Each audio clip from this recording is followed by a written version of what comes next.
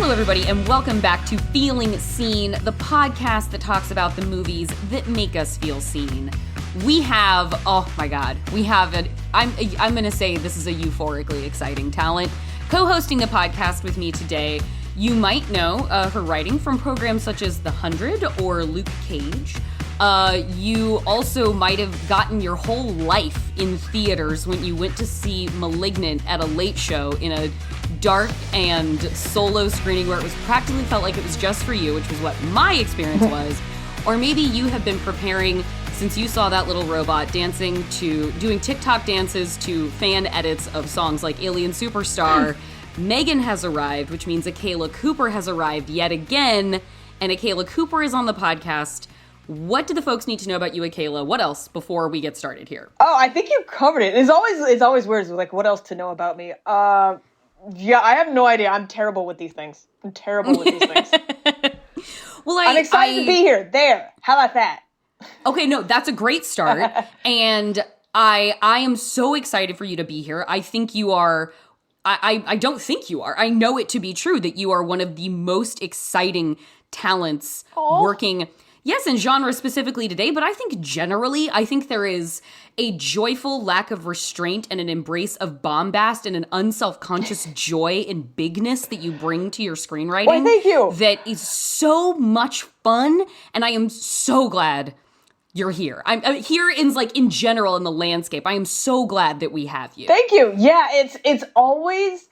It's wonderful to hear that, and it's always, I have to admit, it's kind of strange, because I've said this many times when people talk about, like, *Malignant* and now M3GAN, about, like, how wild and out there it is. It's like, I swear to God, I'm not sitting down at my computer going, like, how wild can I fucking make this?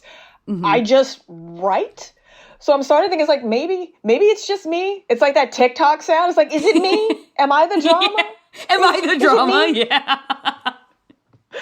Well, no, I think that's, I like the idea that you're not sitting there trying to think about how to one-up yourself, that it's just a natural progression of things coming out of you. Let's make M3GAN run like a silverback gorilla on all fours and pursue a child in the forest. That's not a spoiler because you can see it in the trailer.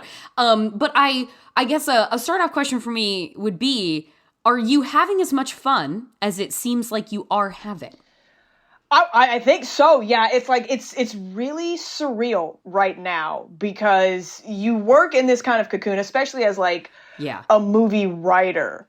Like, I think we did this 5 years ago. Like, what year of the pandemic are we in now?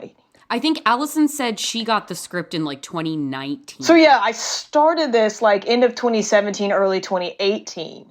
Wow. And M3GAN actually came first. Like, M3GAN came before *Malignant*. M3GAN was the first thing that I wrote for Atomic Monster. And obviously, they enjoyed my writing, and so they brought me on to *Malignant* and then *Nun 2*. And we're already talking about, future projects together. Yeah. So yeah, it was just in this bubble of working on this script and working with James and the executives at Atomic and Blumhouse and getting the drafts in, and then they brought on Gerard, and I was really excited about that. It's like, ooh, we've got a director, so yay! Yeah. This might actually happen. And there were... Yeah, this feels more real? It does when they bring on a director. But even then, things can fall through. And through the development, it was touch and go there for a while as to whether or not this was going to get made. At one point, I believe it was Universal did their Child's Play remake. And right. I remember when I got the call, it's like, hey, Universal is going to like kind of hold off on M3GAN right now because... the Child's Play remake is coming out, and lo and behold, it's also AI. Like, they made that Chucky AI, and I was like, son of a bitch. Okay. And it's like, all right, we've come, we've come this far. Okay. And then it was like literally waiting for that to come out to see what happened. And it came out, and Universal came back to us, and we're like, if you guys still want to do M3GAN, we'd like to do M3GAN. And we were all like, hell yeah. Like, hell yeah, we want to do M3GAN. And then, we had one location that they were going to shoot in, and then the pandemic happened, and everything had to change. So yeah, for a while it's like, is it going to happen? Is it not going to happen? And now here we are. And I am grateful that we are here, and it has turned out like never in my wildest dreams would I have thought this would have happened. Like, going through all the stuff that we went through, like, but it is wonderful. It's a wonderful payoff, I have to say.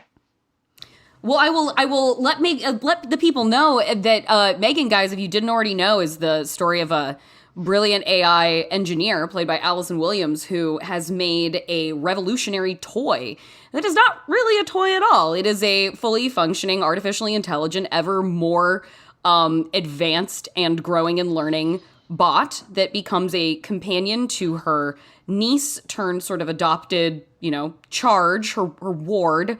And over the course of being given the mandate to protect the little girl, Katie, played by Violet McGraw fantastically, to protect her from all harm, both physical and emotional, M3GAN starts taking that to the most logical but extreme end degree of her programming, and people and things start turning up dead. And that is where the fun ensues. Is that an accurate description, would you say? It is. It is incredibly accurate. Like, I couldn't have done that, and I am intimately familiar with this property. I talked to you, actually, I think it was at the premiere, about like wanting to create an iconic monster. Yes. And the meat of our conversation here will stem around like the connection to a character. And you've created now, I think, 2 iconic monsters with Gabriel and M3GAN. Like they and with the rumors of a union between Atomic Monster and Blumhouse, we can now have these properties joined together in like a Predator style handshake, hand clasp, Gabriel and M3GAN. And you have brought an iconic hero to our conversation today in the feeling seen context, which is Jada Pinkett's Geraldine from Tales from the Crypt, Demon Knight. Yeah. Did you see this when it came out in the 90s, or did you come to this later on down the line? I saw it when it came out in the 90s, and my mom is probably going to be listening to this and just like, oh Lord, here she goes.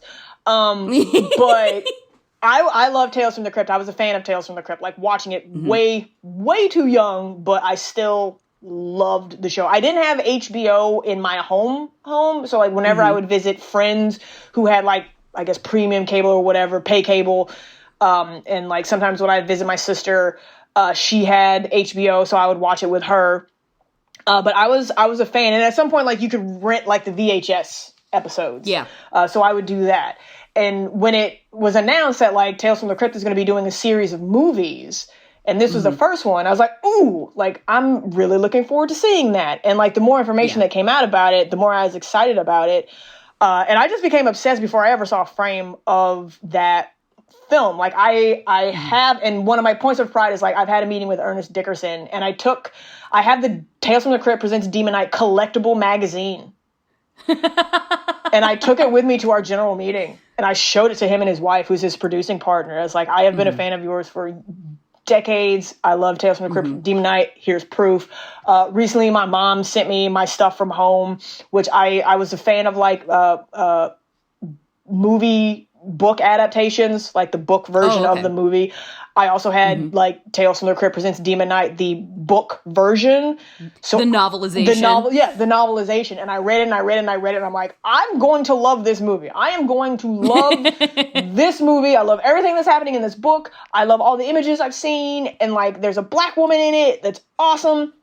And so like, it came to one theater like 30 minutes south of where I live. Like I live in Missouri, the theater was in Tennessee. Like that's how rural the area I lived in. Like the closest movie theater that was decent was 30 minutes away, and the one screen theater was 20 minutes away.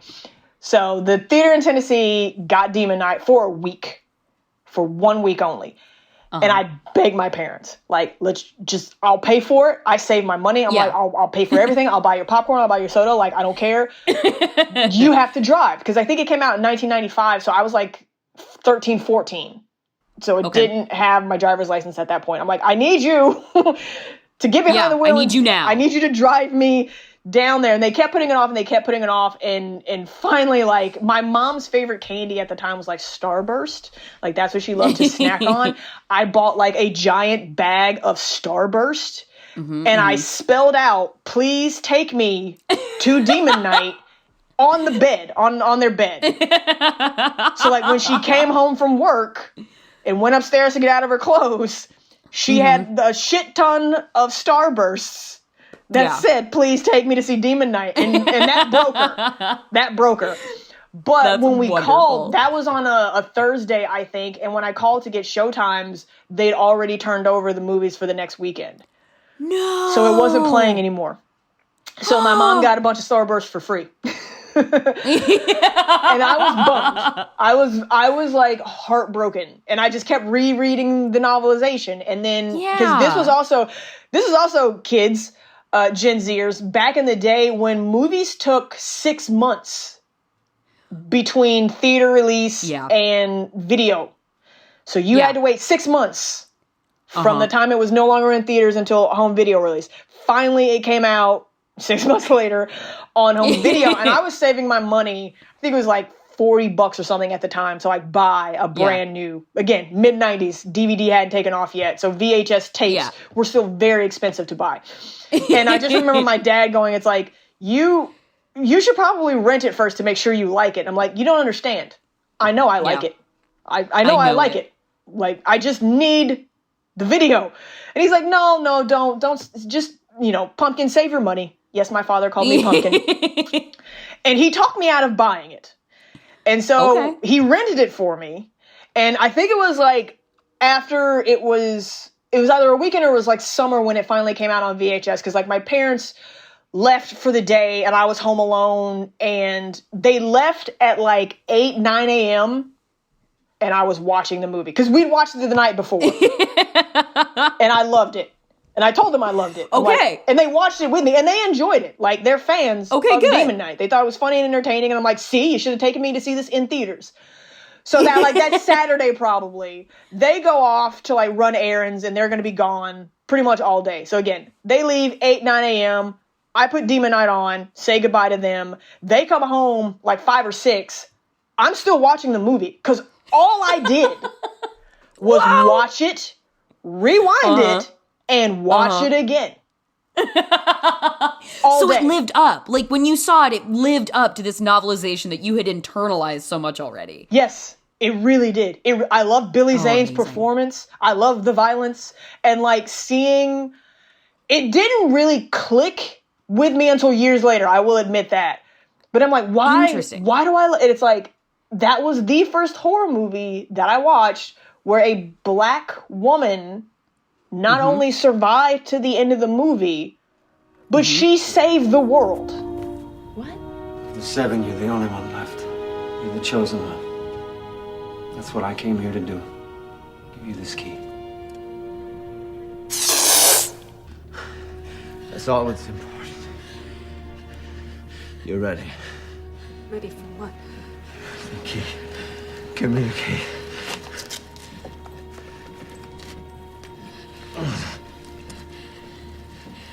Breaker, look, I can't do this, all right? I'm not the right type of person for this shit. Tried to seduce you, didn't I? I tried. You're exactly the right person. She becomes the vessel of saving the world in perpetuity until her watch is over. She is the anointed one. She is the chosen, like, protector of God's power on earth. And honestly, it's because I'm just like, I love this, I love everything about this. It's the humor and the gore and like the acting, like all of the roles were like perfectly cast. Everybody, like CCH Pounder, William Sadler, they're all great, up and down. Giving Billy Zane's collector a middle finger with her broken stump. Her just like taking a shotgun one arm in one hand with a half an arm on the other side of her being like, let's go. Yeah, Uncle Willie. It is a phenomenal performance. The seduction of Uncle Willie with the naked women, who were completely unnecessary, by the way. But what he wanted was the booze and Billy Zane as like the insane bartender. Shut this one down, Uncle Willie. Long, hard one. Nothing gets you fucked up fast. Am I right, guys? Am I right? Probably now that I'm talking about it, like, Demon Knight might have been, like, the C for the batshit insanity. Like, the camp that I bring to horror Billy movies. Zane punching a person through the skull and then removing that skull from the moving that head from the body and being is so nonchalant an incredible about moment. It. Like, when he pulls it up and then he looks down and he's like, he's annoyed. that it's still attached to his fist. And he just starts shaking it off and then, like, you know, swings it around. I'm going to steal that someday, just point blank. It is a great, great moment. And then when he, like, you know, is forced to exit the hotel and he has that speech, it's like, fuck this cowboy shit. Fuck this cowboy shit. You fucking ho-dunk, po-dunk, well then there, motherfuckers! All you have to do is give me the goddamn key! And we could get on with our lives. It is great all around. But yeah, it took like someone else, like years later, is like, why do you love this so much? And then it was like, because it's a black woman saving the world. And I'm like, huh? Oh. Yeah. Oh my God, you're right. You're like, shit, that is why I love this so much. Yeah, and like even with like, I mean, like with The Craft, you had Rachel True, who was awesome, and I could identify like being the only black girl in a predominantly white environment and having to deal with like, you know, it was the South. I grew up in southeastern Missouri, so it wasn't even microaggressions most of the time. It was just aggression. Just aggression, yeah. And macro, ever present. I did. Like, she probably would have been the other one had it not been for Demon Knight, but like but she was also like a villain towards the end. Yeah. Like, she falls into that. She lives, which is good, but she doesn't save the world. And so, yeah, Demon Knight for me is infinitely watchable. Like, I could put it on right now. And I often do, like, put it on as background noise just to have something comforting on as I'm writing. And I watch it, I make a point. Anytime I turn Demon Knight on again, I'm happy to see it, and I'm like, God damn, this holds up really well. It does. Like, that movie would be, if that came out right now from some, like, scrappy up-and-comers who got their first feature into, like, Fantastic Fest, that would blow the hell up at a midnight screening. Yeah. And it's like, and that's what, it's practical effects, like, for the most part. Like, there's not too much technology in there that, like, takes you out. And, like, it's set in, you know, like, the middle of nowhere Southwest, so you understand probably why it's like, okay, this is why I'm not seeing cell phones necessarily or anything. But yeah, no, it's like my favorite horror, like, sci-fi movie. Aliens, even with that technology, like, Aliens still holds up remarkably well, as does John Carpenter's The Thing. So, like, I love, and that is, like, the aspect I love to bring to horror movies when I can. And I really appreciated what Gerard Johnstone and the production did with, like, making M3GAN as practical as they could, so that it resonates. I mean, she's real. She's real. M3GAN's real. I'm surprised I didn't see M3GAN actually at the red carpet, but I did meet Jenna Davis, who did do the voice for M3GAN, who imbues so much life and evolves the character so much over the course of the screen time. I hope that Jenna Davis was the voice you heard in your head when you were writing that. It just came to life so phenomenally well. She actually did bring, like, life to it, that part of that uncanniness, because when I'm writing it, I did hear M3GAN a little bit more, like, mechanical. Okay. Like, a little bit more stilted. And so, like, that's kind of how I wrote the dialogue. It's like, this is how a robot learning for the first time would speak up until, you know, it's like the Terminator 2 mostly, where he's got to, like, learn. And so it's like, as the movie went on, like, the dialogue became less stilted.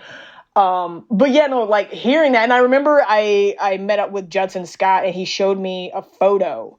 I think it was like the last, like, Comic-Con or something like, no, it was like afterwards. Anyways, and he was like, hey, have you seen the design? And I'm like, no, I haven't. And he showed me on the phone. And I'm like, oh my God, she looks like a psychotic sorority girl. Yes, it's absolutely awesome. Correct. Yeah. Like, that was I'm like, she looks like a psychotic sorority girl, and this is perfect. Amazing. I drug us away from Geraldine, but as you were talking, I was thinking about how the run of, like, and Jada Pinkett Smith is a phenomenal screen presence.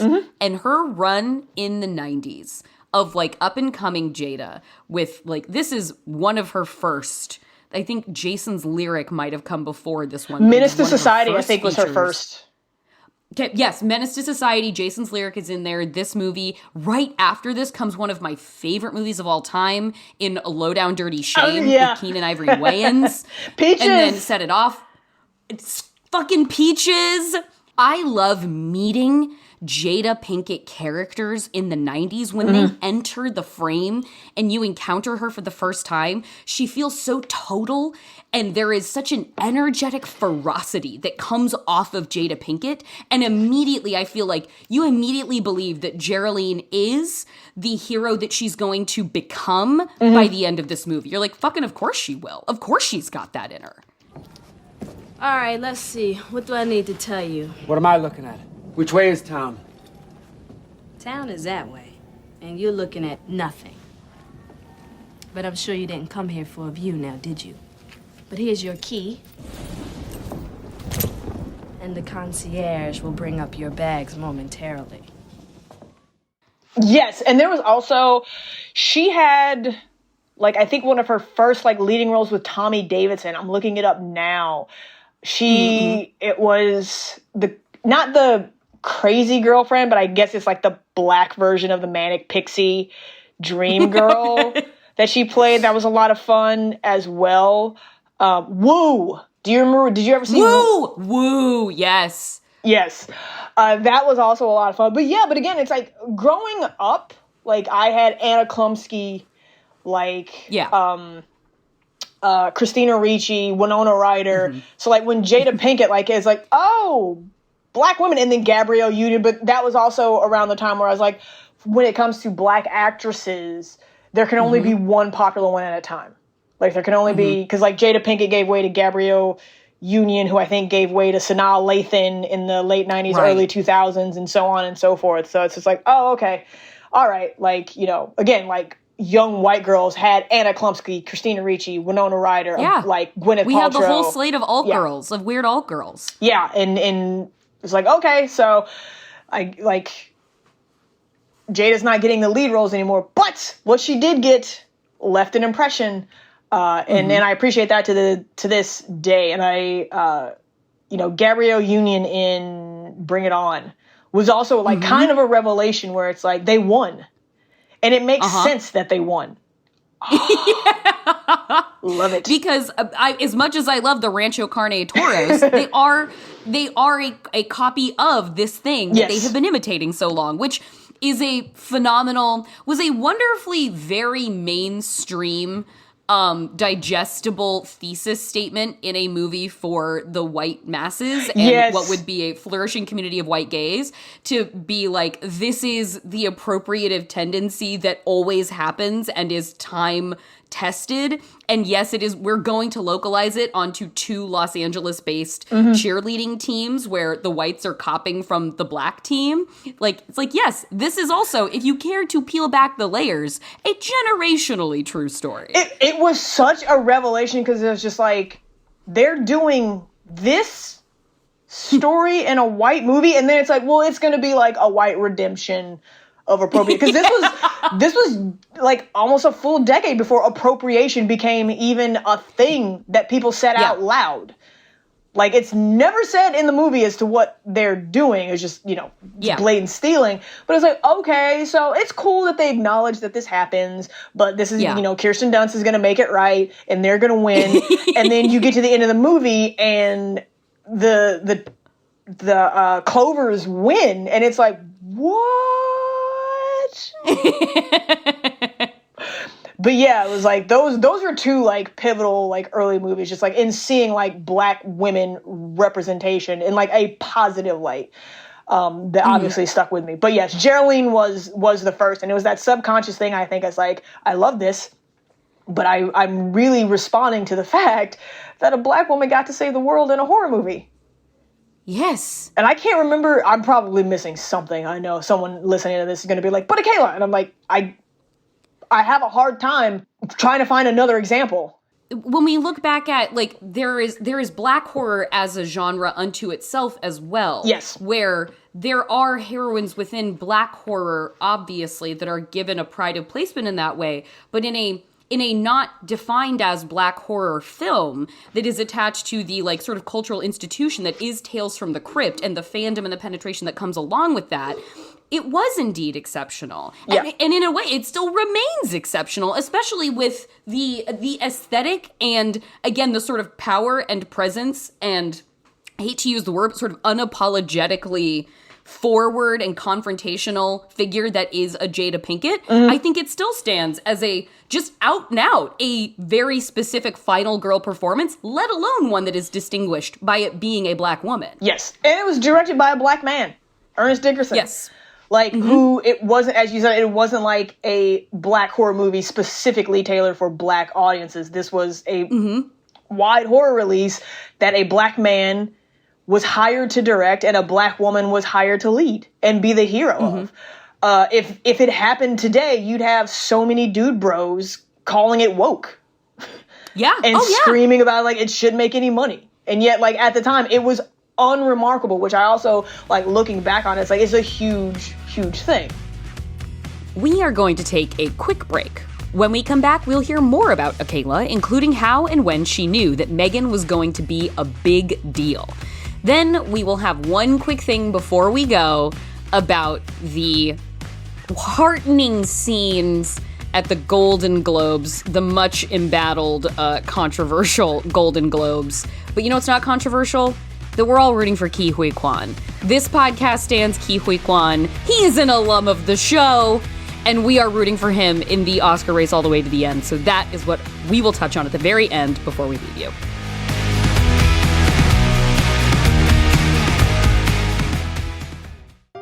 J. Keith, do you know what I love more than the trivia, comedy, and celebrity guests on our podcast, Go Fact Yourself? No, what, Helen? Sharing all of those things with an actual audience. Yes, well, lucky for you, Go Fact Yourself is back to being a live audience show. Woohoo! Yeah, we've got a free recording coming up on January 15th in Los Angeles and February 11th in Pasadena. And if you can't make it there, all of our recordings will still be available as a podcast, twice a month, every month on MaximumFun.org. Yeah, no excuses, so if you're not listening, you can go fact yourself. Hey there, it's Annabelle Gurwitch. And I'm Lara House. We host Tiny Victories, the 15-minute podcast that's about the little things. Getting into the tiny victory frame of mind is about recognizing minor accomplishments and fleeting joys. Isn't it a wonderful day when the first password you try actually works? When it's freezing cold outside and toasty as all get out in my shower, my tiny victory is that I turn off the water and get on with my day. We can't change this big dumb world, but we can celebrate the tiny wins. So join us on Maximum Fun or wherever you listen to podcasts. Let's get tiny!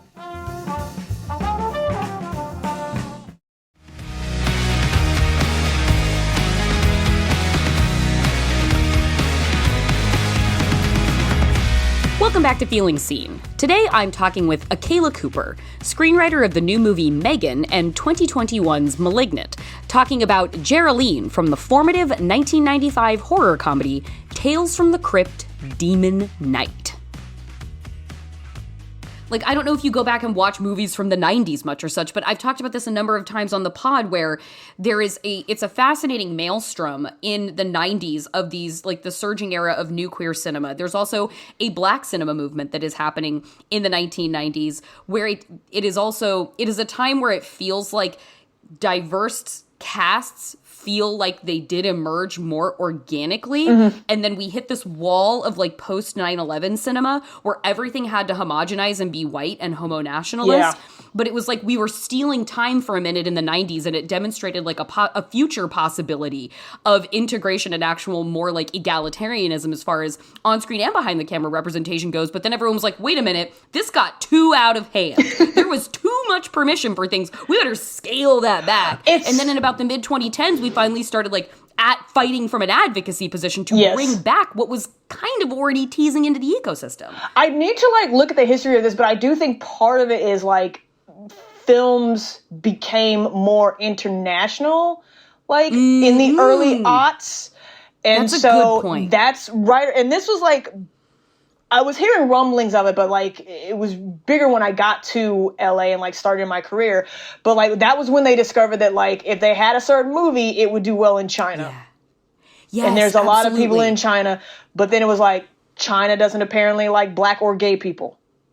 Right. Yeah. So we can't have absolutely those headlines of like, well, you like the black leads don't sell in China. Exactly. Well, you can't have gay leads in China. Yeah. And that's also post 9/11. It was like the surge in nationalism, and also studios. It's like, I'm not saying, I don't even know if this is a connection, but like, what are people going to see in theaters? It's like, hey, we just had a huge movie succeed in China that was white leading and blah, blah, blah, blah, blah. We can sell it to China if nothing else. And I remember being on like message boards, like early Ain't It Cool News, like debating this with people. And I was one of the people who was like, but no, America will always like, you know, American money, like that's always what they're going to tailor to first, right? And they're like, no, not when you have 1 billion people that they can sell to. Right. They're eventually going to have to tailor to that. And that, I was wrong. Like that's kind of what happened. And it also helped like the superhero film surge that we're seeing now. Because a lot of that, like, action doesn't need to translate. Like you don't have to have, you don't have like a lot of like nuance and cultural stuff might not translate, you know, in France or in China or Israel or like, India. Humor like, is can be very culturally specific. Sarcasm is specific to translate. Perhaps like quiet domestic drama, there are specificities and also maybe like a level of buy-in across like engaging in a different culture and a different language that can be like, that's not going to be my first choice. But everybody understands the language of people getting their asses beat. And yes, they do. It's like, you understand Captain America punching an alien monster in the face. Or I should say Hulk punching an alien monster. You understand kaijus fighting robots. You do. And that's what, you know, that is where we are.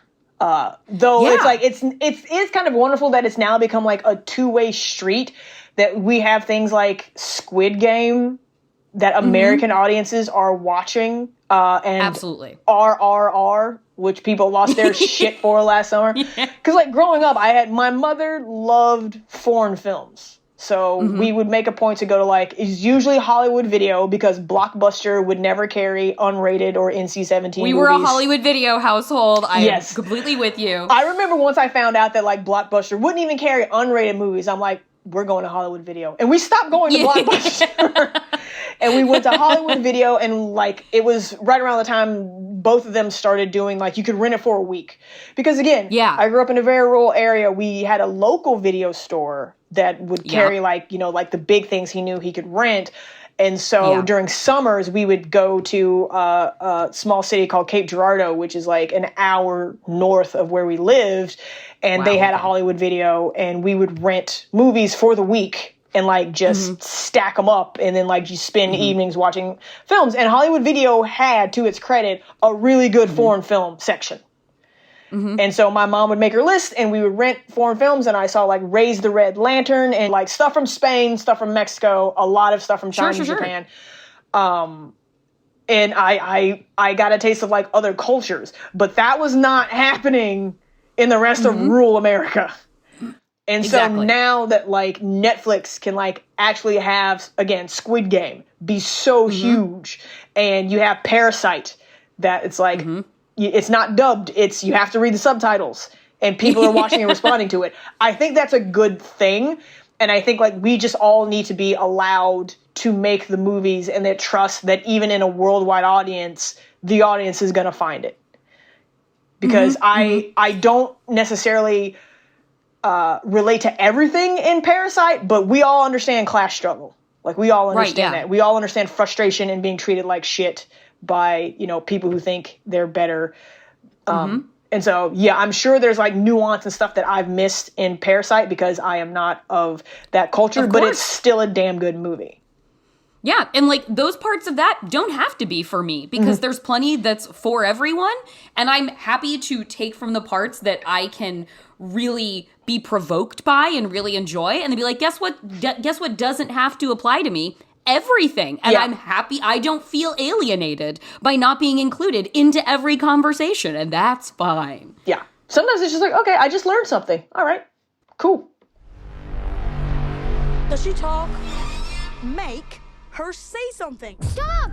Don't! Megan! You should probably run.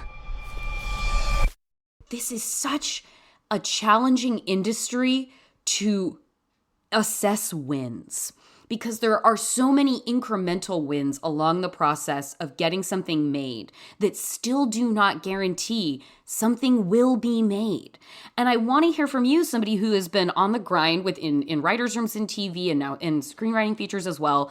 How do you assess and sort of like embrace those wins and make sure you celebrate those things for yourself while also always having to do the like, hey, well, nothing's real till it's real. You know, we got a long way to go. Like, how do you handle that kind of emotional balance in your own life? I'm so curious about that with people in this industry all the time. It is. It's a cliche, but it's like a step at a time, or kind of, it's like, I wouldn't say even a marathon. I'd say probably like a half marathon.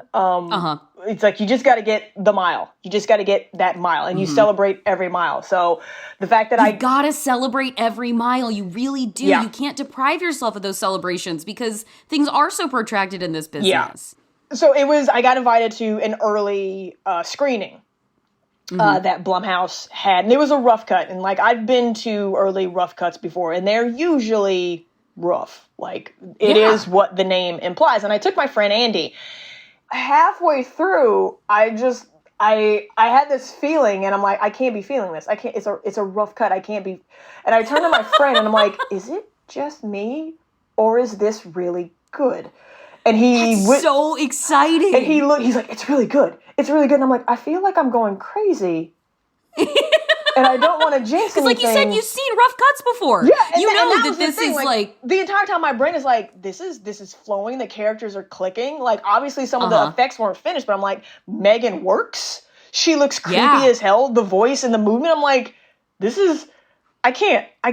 Something is wrong with me. Like, it's because I wrote it. It's because I'm so really invested. attached to this because exactly. I'm really like, responding. And I had to acknowledge, I'm like, I can't be objective, can I? And that's when I turned to my friend, who I'm also like, okay, he's telling me I'm not crazy, but he's also not objective in this moment. He's my friend. It was like a friends and family kind of screening. And so there were people there who weren't in the business who were reacting and enjoying the movie. And I'm just going to be completely honest. There were Black people at this screening who, you know, were friends but didn't work in the business, and they were having reactions that were genuine. And that's when I was like, yes. All right. My sounding board has affirmed that I am not just in too deep on this, and I can relax into enjoying my work right now. I remember, like, no spoilers, but there's like, it was like one of the early like M3GAN reactions where like she's first defiant.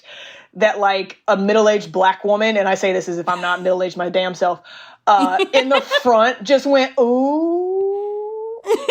And I was like, yes.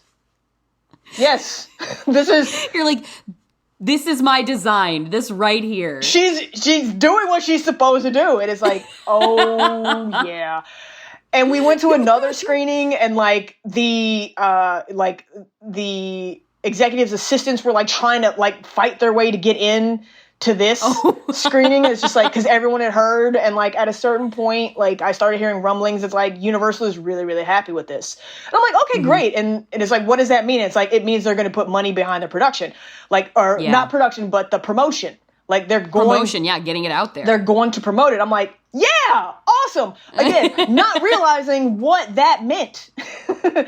That like they were going to do what they did, and then the trailer dropped, and that was a day of just, because I had the heads up. It's like, hey, it's gonna drop at like 9-10 a.m. Tuesday morning. I'm like, oh, trailer drop on a Tuesday morning. Okay, cool.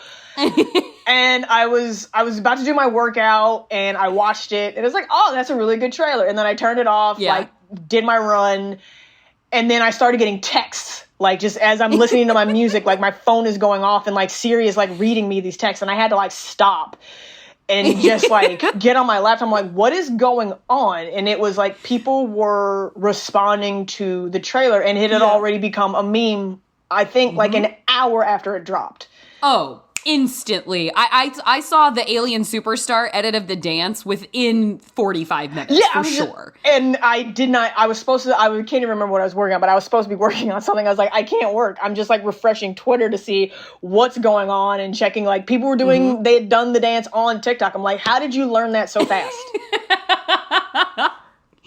I mean, I wrote a profile of Allison Williams attached to the movie for Wired, and that started because I just sent the trailer to a friend of mine who's an editor, and I just said, this is a Wired story.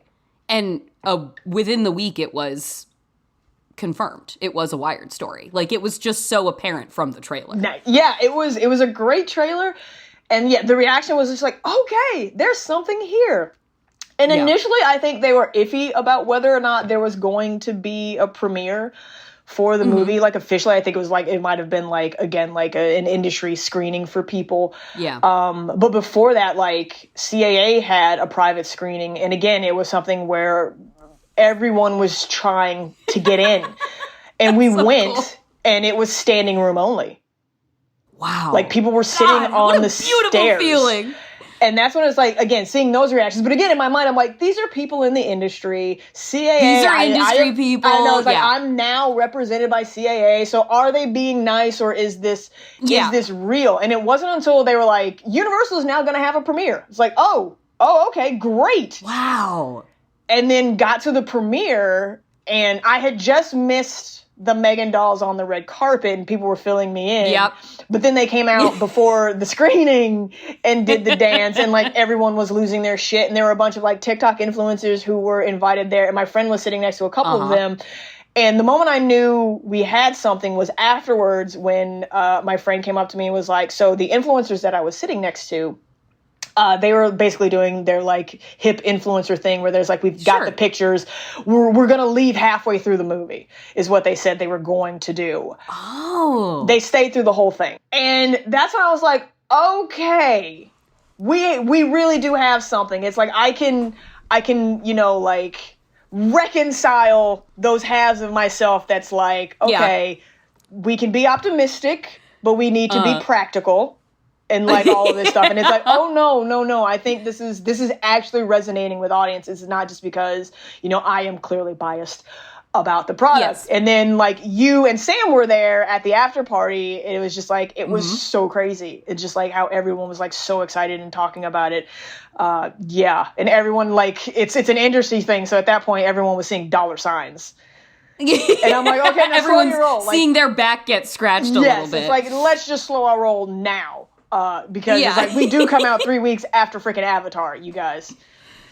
I mean, to me, this is my Avatar. This is my Avatar. This is the way of the robot is the way of water. So, now, because I have talked to you about a bit off record about iconic villains, and you've obviously nailed that a couple times now. Do you think at all in terms of iconic heroes or wanting to create something like that, or because the villains are truly the meat of M3GAN and Malignant, of course, but what Annabelle Wallis accomplishes in spite of having such an overshadowing figure as Gabriel in Malignant, what Annabelle Wallis manages to conjure as a beautiful white woman in the face of that, it's an excellent performance, and she looked like she had so much fun doing it.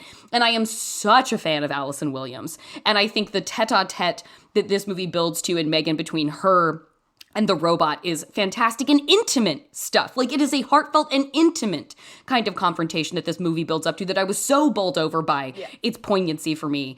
I wanted to hear about how you approach your heroes when the villains get so much shine. And speaking in the context of a Geraldine and being formed by such heroes. They need to be believable. And it's like, the thing with Geraldine is like, in Demon Knight, she's on work release, like she's been in jail. And it's the wonderful thing about that is like, she's still treated as a human being. Like, there's that great moment between her and Breaker where he asks, what was she in for? And she's like, stealing, okay? And he's like, I wasn't passing judgment. He was just like, and it's the performance from William Sadler. It's like, I was literally just being curious. I don't care. Because, that man's been through some shit. yeah. For lifetimes. Yes. And he doesn't care. And there's that trust between the two of them. But it's like, she is immediately, she's like this take no shit. I am just biding my time till I get out of here and find something better. Character. And teenagers can always relate to, it's like, I'm just biding my time till I get the fuck up out of here and go do something, especially, us rural teenagers who are, kind of like outcasts in our own right in our small conservative towns. So with horror, the villains are always, the first on the call sheet, so to speak. They are the attraction, they are the shine. But with heroes, I try to just make them as human and as relatable as possible, because you have to care about your heroes, because if you don't, then, you know, what the fuck are you just sitting? It does get kind of boring when you're just watching a character murder protagonist after protagonist or character after character, and you don't give a shit. Like, I'm not going to say what it is, but there was a horror movie that I was watching where it was clear if anything, the director, if not the writer, favored the villain. And so all of the the main characters were just essentially cannon fodder. And at a certain point, it's like, okay, so we're just here for the kills? Yeah. Because I don't give a shit about any of these people. And I wasn't emotionally invested.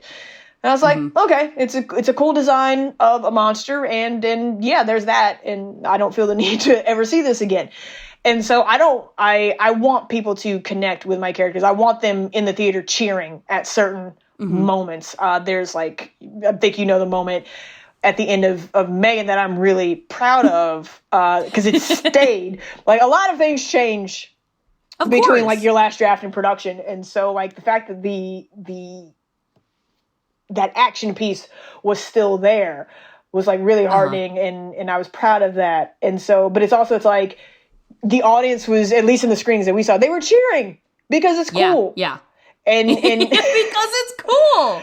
And it's a great moment. And so, you know, it also comes down to that vague ending in M3GAN where it's like, it's really between like Gemma and Katie.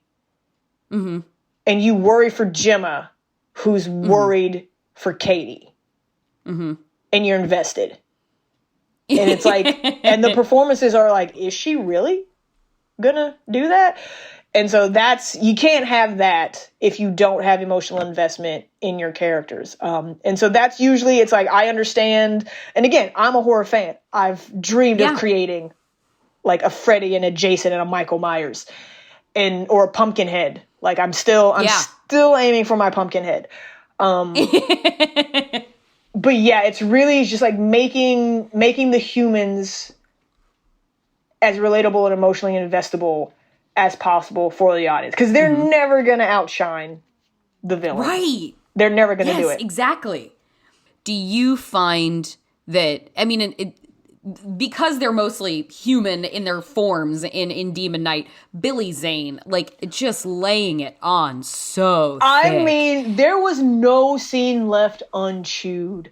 I think he managed to fall into another movie and chew that fucking scenery.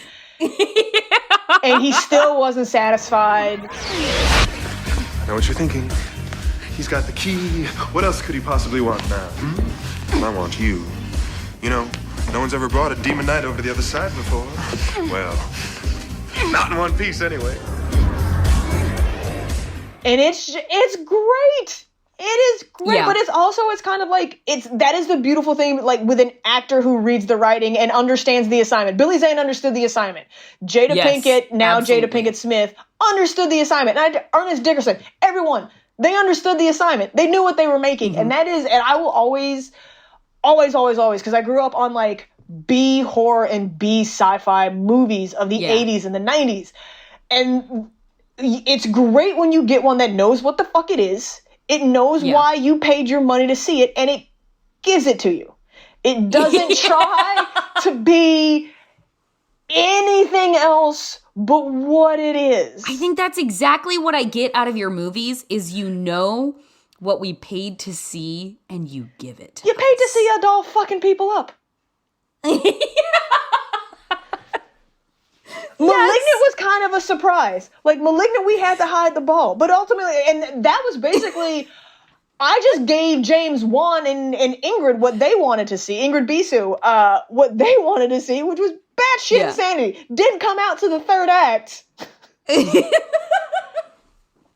then it turns into one of the best action movies made in the United States that year. It's like, all right, James, this is what you ordered. Orders up, man. Have fun. Have fun. I can't top that. I can't go past Orders Up. And everybody got their fucking steak cooked exactly how they wanted it. Kayla, thank you so much for coming on and joining us today. M3GAN is out now. M3GAN is getting rave reviews. Go out there and help M3GAN proportionally earn more money than Avatar. That is your duty and charge to the listeners. Is there anything we should leave with parting thoughts, Akela, where people can find things of yours or etc.? I'm on Instagram and Hive. I also post occasionally on Tumblr. Thank you again so much for being here. I so appreciate your time. Thank you for having me. This was a lot of fun, Jordan.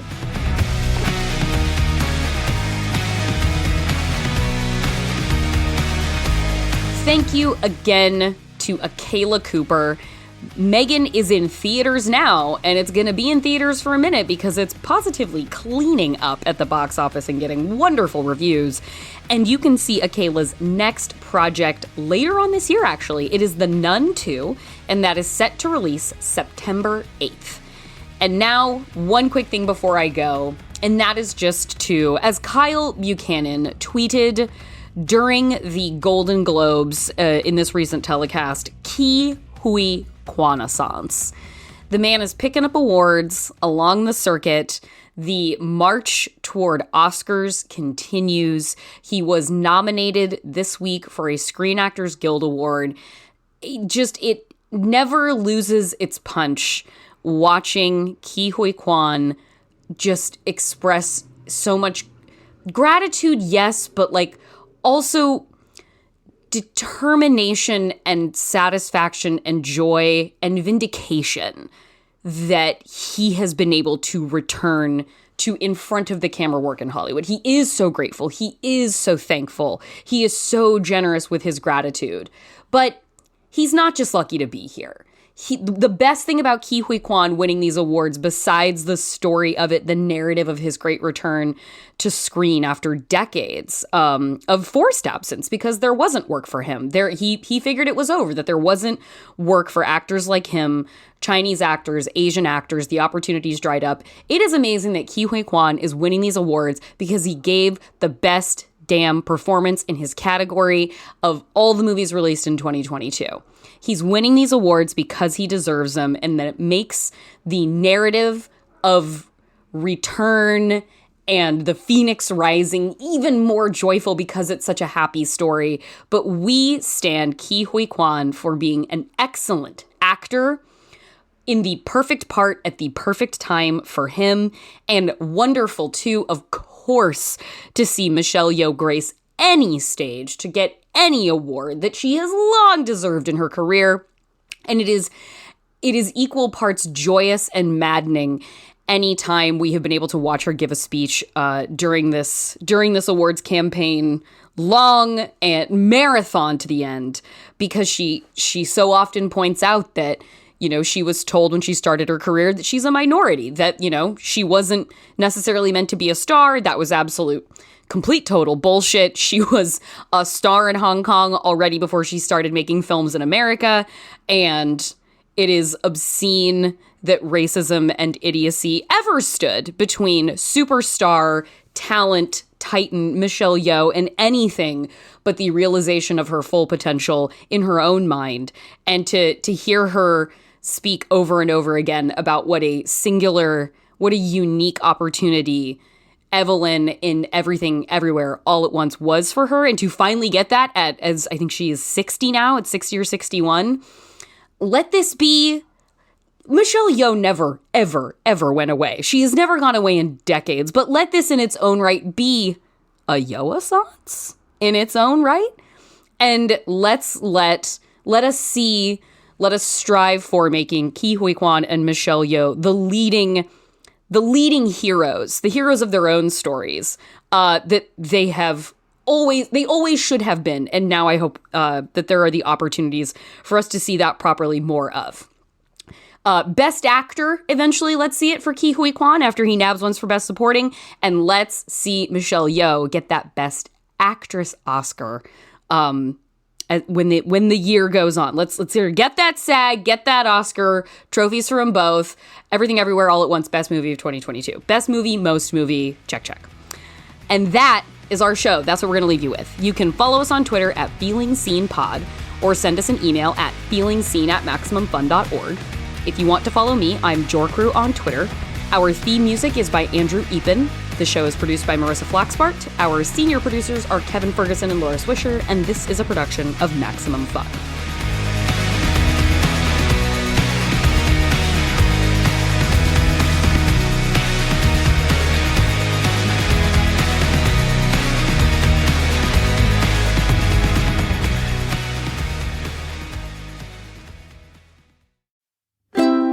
MaximumFun.org. Comedy and culture. Artist owned. Audience supported.